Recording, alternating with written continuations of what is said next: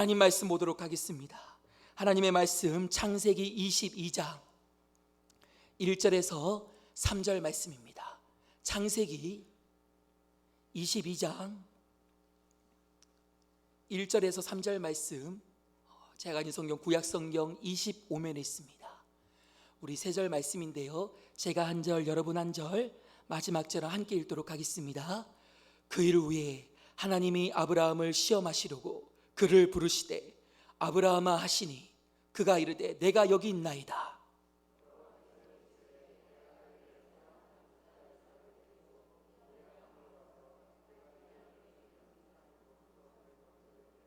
함께요. 아브라함이 아침에 일찍 일어나 나귀의 안장을 지우고 두 종과 그의 아들 이삭을 데리고 번제에 쓸 나무를 쪼개어 가지고 떠나 하나님이 자기에게 일러주신 곳으로 가더니 아멘. 오늘은 이것이 순종이다, 이것이 순종이다 라는 말씀 주제로 하나님 말씀을 상고해 보고자 합니다. 오늘 본문은 아브라함 이야기입니다. 아브라함이 드디어 믿음의 조상으로 등극하는 장면입니다. 자, 그렇다면 지금까지 아브라함은 어땠는가? 죄송합니다, 엉망진창이었다라는 거예요. 하나님께서 아브라함에게 큰 민족을 이루게 해주시겠다라고 약속하시거든요. 근데 그런 약속에도 불구하고 현실은 이상한 방향으로 흘러가는 거예요. 아브라함의 아내였던 사라가 임신을 못하는 겁니다. 자식을 낳지 못하는 겁니다. 불임에 시달리는 겁니다. 현실은 계속 이상한 방향으로 흘러가더라는 거예요. 이 후손을 많게 해주시겠다라던 하나님의 약속과 사라의 불임 사이에 이 긴장감이 계속됩니다. 어떤 긴장감이요? 성경을 보자라는 거예요. 먼저 이 창세기 15장 2절 말씀에 보면 하나님께서 아브라함에게 많은 자손을 주시겠다라고 약속하십니다. 근데 이것이 현실에서 이루어지지 않는 거예요. 그래서 아브라함이 하나님께 불만을 토로합니다. 여기 2절 말씀에 보니까 어떻게 불만을 토로하는가? 내 집에서 키우는 엘리에셀이 내 상속자가 되는 겁니까? 지금 하나님을 향해 묻고 따지고 있다는 거예요. 자, 거기서 끝나지 않습니다. 창세기 16장 2절 말씀에 보니까 사라가 아브라함에게 내 요종 하갈을 통해 자식을 낳자라는 제안을 합니다. 지금 이 하나님의 약속이 이루어지지 않자 아브라함과 사라가 지금 꾀를 내고 있는 거예요. 그래서 여러분, 이 아브라함 나이 86세 때 이스마엘이 태어납니다. 거기서 끝나지 않습니다. 더 나아가 창세기 17장 17절 말씀에 보면 하나님께서 아브라함에게 나타나 말씀하십니다. 나는 전능한 하나님이다. 너에게 자식을 주겠다. 근데 여러분, 놀라운 것은요, 아브라함이 비웃습니다.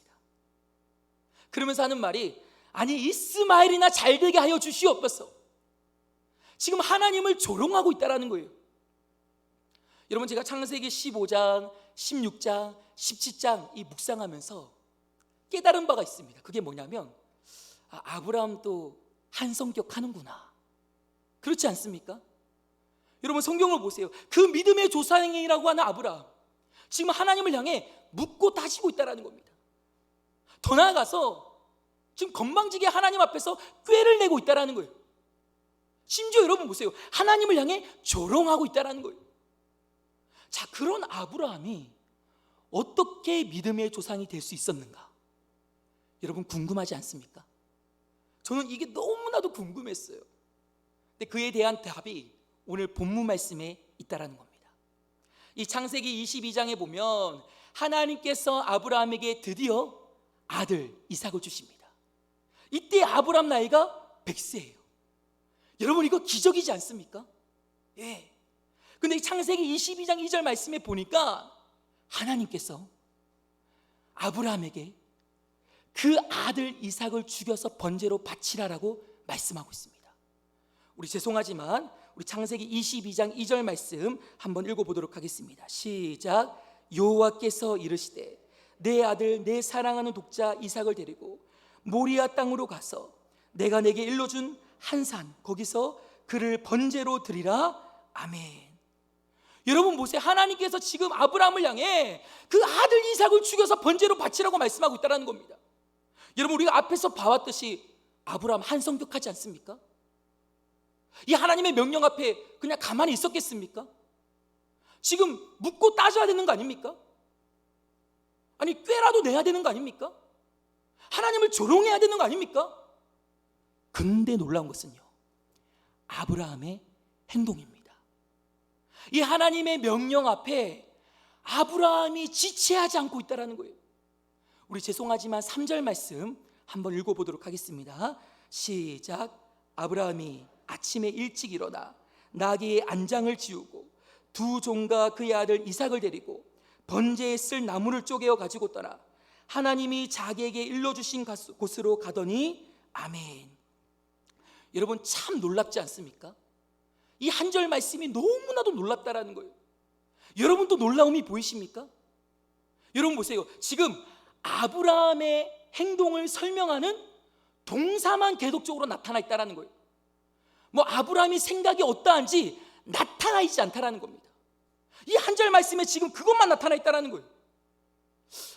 여러분, 그렇게 말 많던 아브라함 맞습니까? 근데 보세요. 지금 말이 없습니다.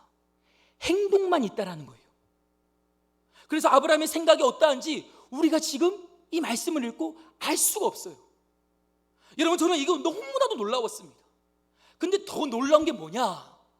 바로 창세기 22장 9절에서 10절 말씀인데, 시간 관계상 집에서 꼭 읽어보시길 바랍니다. 여기 9절에서 10절 말씀에 보면 하나님께서 지정하신 장소에 아브라함이 도착을 합니다. 근데 여러분, 놀라운 것은 여전히 아브라함이 고민을 하거나 망설이거나 지체하지 않고 있다는 거예요.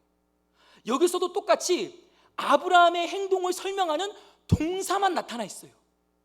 뭐 아브라함이 이삭을 향해 설명한 내용, 설득하는 내용, 상의하는 내용, 이 말이 없다라는 겁니다. 그래서 여러분, 우리는 이 말씀을 통해 아브라함의 감정이 어떠한지, 생각이 어떠한지, 지금 뭐 느낌이 어떠한지 알 수 없다라는 겁니다. 일체 말은 하지 않고 행동만을 강조하고 있습니다. 단지 한마디 말을 하긴 합니다. 어떻게 말하냐? 바로 창세기 22장 5절 말씀인데요, 너무나도 중요한 말씀이라서 볼펜을 갖고 계신 분들은 체크하시고 우리 함께 읽도록 하겠습니다. 시작. 예, 아브라함이 종들에게 이르되 너희는 나귀와 함께 여기서 기다리라. 내가 아이와 함께 저기 가서 예배하고 우리가 너희에게로 돌아오리라 하고 아멘. 여러분, 이 말씀이 지금 아브라함이 두 종에게 한 말씀이거든요. 저는 이 말씀이 너무나도 재밌었습니다. 왜 재밌었냐면, 지금 아브라함과 이삭이 제사를 드리고 나면 아브라함 혼자 돌아와야 하는 거 아닙니까? 왜 그렇죠? 아브라함이 이삭을 죽여서 번제로 바쳤기 때문입니다. 그러면 여러분, 성경이 5절 말씀 가운데 아브라함이 혼자 돌아오리라 라고 해야 되는데, 여기 보세요. 우리가 돌아오리라 라고 하고 있다는 거예요. 여러분, 이게 무슨 말입니까? 하나님께서 이삭을 다시 살리실 것을 아브라함은 믿었다라는 거예요. 아브라함이 이삭을 번제로 죽인다 할지라도 우리 주 하나님께서 다시금 그 죽은 이삭을 살리실 것을 아브라함은 믿었다라는 겁니다. 그래서 여러분, 히브리서 11장 19절 말씀은 이렇게 말씀하고 있습니다. 그가 하나님이 능히 이삭을 죽은 자 가운데서 다시 살리실 줄 생각한지라. 비유컨대 그를 죽은 자 가운데서 도로 받은 것이니라. 아멘. 여러분, 히브리서 기자는요, 이 아브라함의 행동을 지금 믿음으로 해석하고 있습니다. 아브라함은 지금 부활 신앙을 선포하고 있는 겁니다. 여러분 보세요. 여기 능히 이삭을 죽은 자 가운데서 다시 살리실 줄 생각한지라. 할렐루야. 그리고 아브라함이 이삭을 죽이려는 그때에 하나님께서 아브라함을 부르십니다. 창세기 22장 11절 말씀 가운데 아브라함아, 아브라함아. 한 번 부르시는 게 아니에요. 몇 번 부르십니까? 2번. 여러분, 여기서 하나님의 이 흥분됨이 보이십니까? 지금 아브라함은 전혀 흥분하지 않는데 오히려 하나님이 흥분하고 계시더라는 거예요. 아브라함아, 아브라함아 2번씩이나 부르고 계시더라는 거예요. 그리고 12절에 뭐라고 말씀하고 있습니까? 죄송하지만 절 따라하겠습니다. 이제야 더 크게 이제야, 이제야 너가 하나님을 경외한 줄 아노라. 이제야. 여러분, 이것이 순종입니다. 하나님을 향해 시험의 이유를 묻지 않고 있다는 거예요. 오로지 행동만을 강조하고 있다는 거예요. 여러분, 저는 오늘 이 설교를 묵상하면서 또 아브라함을 계속적으로 바라보면서 어느 한 인물이 계속적으로 떠올랐습니다. 그게 누군지 아십니까? 바로 우리 주 예수 그리스도십니다. 여러분, 우리 예수님은요, 실수를 하거나 잘못을 하거나 죄를 짓지 않았습니다. 근데 십자가에 장렬하게 돌아가셨다는 거예요. 여러분, 예수님 입장에서 보면 괴롭지 않았겠습니까? 답답하지 않았겠습니까? 억울하지 않았겠습니까? 여러분, 성경에 보세요. 이사야서 53장 7절 말씀에 보면 이렇게 나와 있습니다. 그가 곤욕을 당하여 괴로울 때도 그는 입을 열지 않았다. 마치 도수장에 끌려가는 양처럼 그는 입을 열지 않았다. 이 한 절 말씀 가운데 예수님이 침묵하셨다라고 2번씩이나 반복하고 있습니다. 아니 여러분, 하늘의 천군 천사 12영이나 되는 군대를 동원해서 본때를 보여줘야 되는 거 아닙니까? 맞서 싸워야 되는 거 아닙니까? 할 말은 해야 되는 거 아닙니까?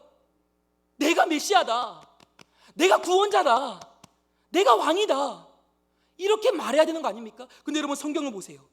그는 입을 열지 않았다. 왜 입을 열지 않았을까요? 왜 침묵하셨을까요? 하나님을 믿었기 때문입니다. 죄송하지만 한 번 더 말합니다. 하나님을 믿었기 때문입니다. 이게 무슨 말이냐면, 제가 제 딸 주아를 안고 교회를 갈 때면 횡단보도를 만납니다. 근데 꼭 횡단보도들이 빨간불인 거예요. 여러분, 빨간불에서는 건너면 됩니까? 안 됩니까? 안 됩니다. 그래서 저는 이렇게 가만히 있거든요. 근데 제 딸 주아는 가만히 있지를 못해요. 막 떼를 쓰면서 빨리 건너가자라는 거예요. 빨간불임에도 불구하고 막 울면서 안 된다라는 거예요. 반면에 저는요, 가만히 있습니다. 요동하지 않습니다. 침묵합니다. 왜 그럴까요? 이 빨간불이 곧 파란불로 바뀐다는 사실을 믿기 때문입니다. 여러분, 마찬가지로 우리 주 예수 그리스도께서 그 십자가의 죽음 앞에 침묵하신 이유가 무엇입니까? 하나님께서 부활이라는 대반전을 이루실 사실을 믿었기 때문이라는 겁니다. 여러분, 정말 아멘이십니까? 세상의 방법으로 보자면 이 침묵은 지는 것 같아요. 실패한 것 같아요. 끝난 것 같아요. 그러나 하나님의 방법으로 보자면 이 침묵은 지는 것을 이기게 하십니다. 실패를 성공케 하십니다. 끝난 것이 아니라 다시 시작하게 하심을 믿으시길 바랍니다. 성경을 보세요. 부활이라는 대반전을 이루셨다는 겁니다. 이것이 우리 하나님의 방법입니다. 여러분, 이 하나님을 믿기를 소원합니다. 그래서 굳이 논쟁할 필요가 없습니다. 말을 많이 할 필요가 없습니다. 싸울 필요도 없습니다. 여러분, 기독교가 싸워서 이기는 종교였다면 우리 주 예수님이 십자가에서 침묵하실 이유가 없다라는 거예요. 굴복시킴으로써 이 도가 전해진 것이 아닙니다. 이 도는요, 2000년 전부터 지금까지 오롯이 하나의 방법으로 전해졌습니다. 바로 십자가에 매달린 피투성이를 통하여서 그 피가 뿌려지는 곳곳마다 가정이 살아나고, 그 피가 뿌려지는 곳곳마다 직장이 살아나고, 그 피가 뿌려지는 곳곳마다 교회가 살아나고, 그 피가 뿌려지는 곳곳마다 이 나라와 이 민족이 살아나게 될 줄 믿으시길 바랍니다. 그래서 여러분, 말보다는 행동이라는 겁니다. 여러분, 설교를 마치면서 여러분에게 묻고 싶습니다. 여러분, 가정에서 너무 괴로운 일을 당해 정말 한번 싸워보고 싶은 그런 마음이 있습니까? 직장에서 너무 답답한 일을 당해서 정말 한번 논쟁을 펼쳐보고 싶은 그런 마음이 들 때가 있지 않습니까? 교회에서는 어떻습니까? 너무 억울한 일을 당해서 정말 할 말은 하고 싶은 그런 마음이 들 때가 있지 않습니까? 기억합시다, 여러분. 우리가 장렬하게 죽어야 됩니다. 말을 하지 말고 행동하셔야 됩니다. 하나님께 시험의 이유를 물어서는 안 됩니다. 왜 그렇습니까? 이것이 바로 순종이기 때문입니다. 기도하겠습니다. 살아계신 하나님, 그 말 많던 아브라함